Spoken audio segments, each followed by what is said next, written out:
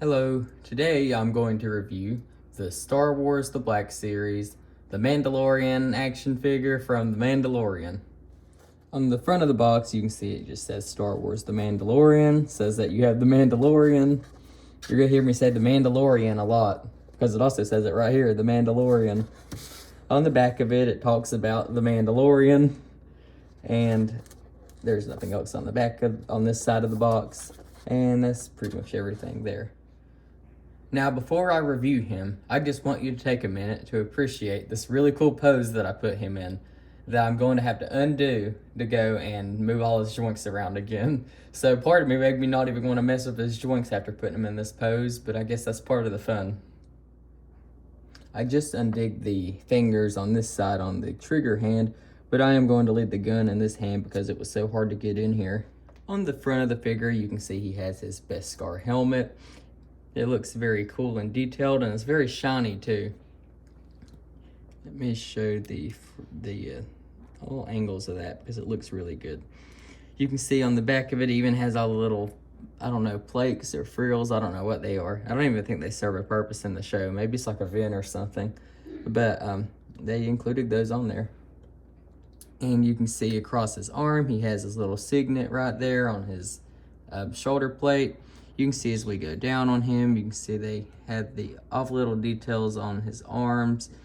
And I think it's his left arm that has the whistling bergs, or is it the right? No, it's the left arm that has the whistling bergs. Yeah, that's a different plate for the left hand than the right hand, because in the show, you know, he has different weapons on different hands. And that's very detailed looking. You can see they have all the little places where the bullets will come out of there. And you can see on the other side, he has his flamethrower hand. And they do not include a flame to stick in there. I don't really think there's a place to put a flame piece in though, although that would be cool. And you can see on his hands, he has his little triangle things on his wrists. I don't really know what they are. And you can see on his gloves, if the camera will focus, they even detailed his little fingers. And on the other side, you can see he just has his other shoulder plate. It doesn't have a signet on it because it's not like that in the show, of course. And that's everything around his arms. Let me show the chest. Yeah, I should have took the gun out, but I really don't want to risk having to put it back in there again and breaking a finger off or something. You can see that he has his Beskar armor right there. It's very shiny, just like the helmet. And as you go down him, you can see he has his little bullets and things like that running across this strap. It's actually a separate piece that you can move around, which is actually where you, if I can move the cape around the right way, hang on. You have to stick something in there if you want to attach his gun or his jetpack to the back. But I don't normally leave the jetpack on because it's so hard to put in there.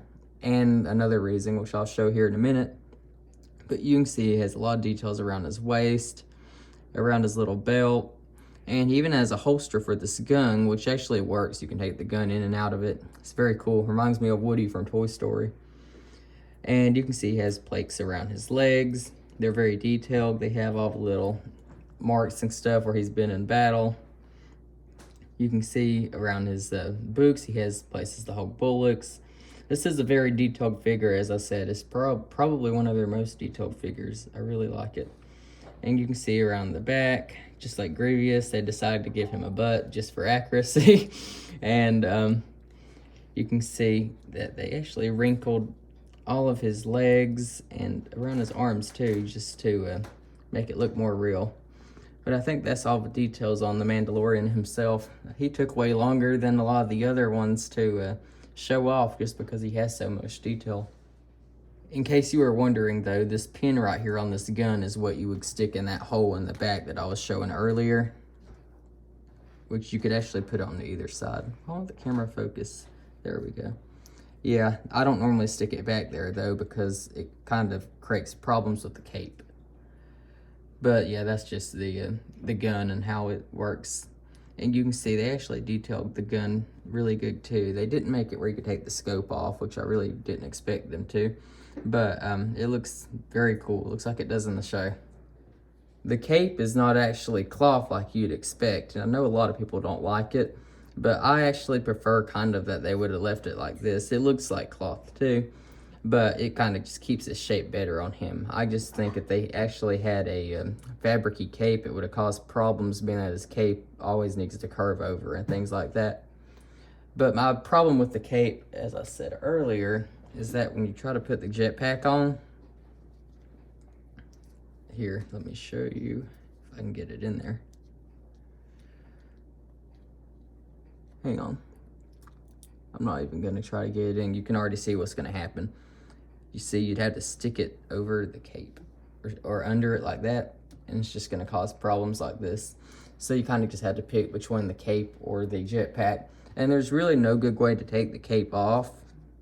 I guess it might be elastic enough that you could get it over his head. And I know a lot of people will take his helmet off, but I don't think that's a good idea to pull the heads off of one of these to take the cape off. So I don't mind the cape or anything like that. In terms of articulation, you can see he has movement in his feet, on his ankles. You can bend those all kinds of different ways. He has almost, is this double joints in his knees? Yeah, I'm pretty sure they're double jointed. Let me see real quick. I don't know, I feel like I'm gonna break it. I think it's double joints. Yeah, I see another thing in the back. I don't know, I'm not gonna mess with it anymore because I'm kinda scared that I'm gonna break it. Maybe I'm too trying to thinking these figures are more delicate than they really are, because as you see a lot of times, I really don't like stressing the joints on these. But I know a lot of people will go and bend them all kinds of different ways, so they must be more durable than I think they are. But I just like to keep everything in mint condition. But you can see right here he has joints in the top of his legs. You can see he has joints in his hips, his waist, if I can get this to move. It's just a little bit, but it adds a little bit more motion to him. You can see he has joints in his hands. You can bend those. I think they move up and down too. Man, I've done this entire review with the pulse rifle on the other hand. I think they move up. Hang on. I'm trying to move that out of the way so I can see it. Yeah, they do. I don't know, mine are kind of stiff though. You can see that he has joints in his elbows. They swivel around. He has joints in his shoulders. He has joints in his helmet, his head. I don't know why I call it the helmet when that's really his head. But you can see he has a lot of joints. This is actually one of their best figures in my opinion. Overall, this figure is a 10 out of 10, I think, because he's just so detailed, and his price for what you get seems to be more worth it than a lot of the other figures. And it might also just be because I really like the Mandalorian, because that is what introduced me to Star Wars, was the Mandalorian. But I do think this is a really good figure. So thank you for watching, and goodbye.